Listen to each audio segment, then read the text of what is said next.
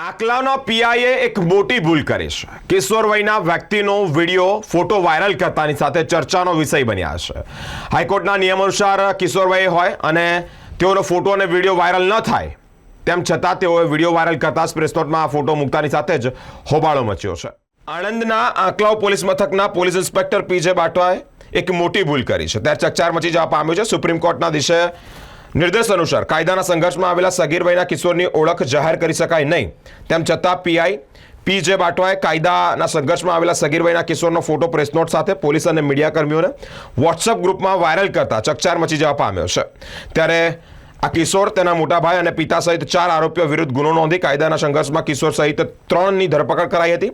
કાયદાના સંઘર્ષમાં આવેલા કિશોર સહિત 3ની ધરપકડ કર્યા બાદ ઉત્સાહના અતિરેકમાં પીઆઈ પીજે બાટવાએ સુપ્રીમ કોર્ટના દિશા નિર્દેશ અનુસાર એક ભંગ કરી કાયદાના સંઘર્ષમાં આવેલા કિશોરનો ફોટો અને નામ સાથેની પ્રેસ નોટ પોલીસ અને મીડિયાના ગ્રુપમાં વાયરલ કરતા જ કાયદાનો ભંગ કર્યો હોય તેવી માહિતી સામે આવી છે. તાત્કાલિક ફોટો અને પ્રેસ નોટ ડિલીટ કરી દેવામાં આવી છે, પરંતુ ત્યાં સુધી કાયદાના સંઘર્ષમાં આવેલા કિશોરનો ફોટો અને પ્રેસ નોટ મીડિયા સુધી પહોંચી જતા હોબાળો સર્જાયો છે.